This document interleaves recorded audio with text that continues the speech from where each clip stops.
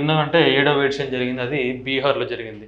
ఆ బీహార్లో జరిగిన 7వ ఎడిషన్ ఖేలో ఇండియా యూత్ గేమ్స్లో ఏపీకి ఖేలో ఇండియా యూత్ గేమ్స్లో ఎన్ని పథకాలు వచ్చినాయంటే ఖేలో ఇండియా యూత్ గేమ్స్లో 24 పథకాలు వచ్చినాయి. ఇది రీసెంట్ అంశం.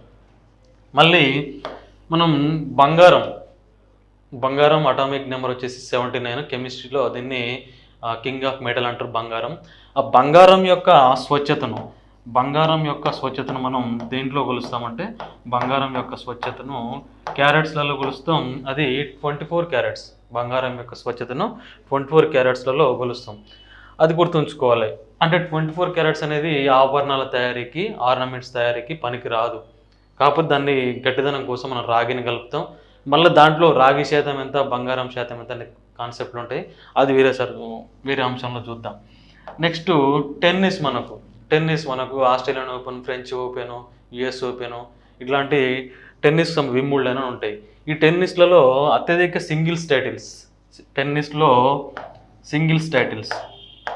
టెన్నిస్కి సంబంధించి సింగిల్స్లో మెన్స్, ఉమెన్స్ ఉంటాయి. మెన్స్లో ఏమో నోవాక్ జోకోవిచ్ సెర్బియా ఈయనను గుర్తుంచుకోవాలి. ఈయన కూడా వ్యక్తిగతంగా హైయెస్ట్ 24 సింగిల్స్ టైటిల్స్ గెలుపొందాడు. ఇక్కడ మార్గరెట్ కోర్ట్ అని ఉంటుంది.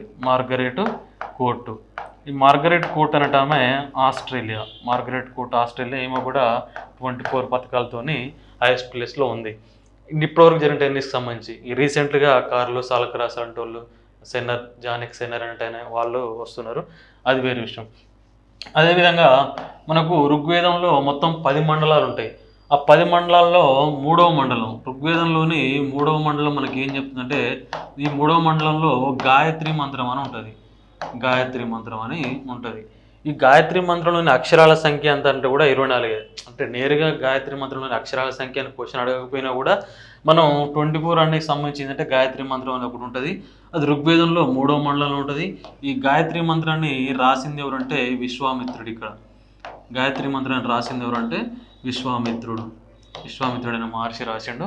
ఆ గాయత్రి మంత్రంలో ఎవరంటే ముఖ్యంగా సావిత్రీదేవి గౌరవార్థం ఆమె పూజ కోసం గాయత్రి మంత్రం అనేది ఉంటుంది. ఋగ్వేదంలో మొత్తం 10 మండలాలు ఉంటాయి.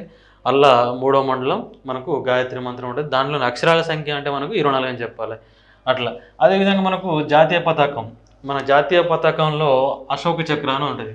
అశోక చక్రంలో ఉండే ఆకుల సంఖ్య స్పోక్స్ ఏంటంటే 24. చక్రం ఒకటే అందులోని ఆకుల సంఖ్య లేదా స్పోక్స్ అంటే అశోక చక్రంలోని స్పోక్స్ అవి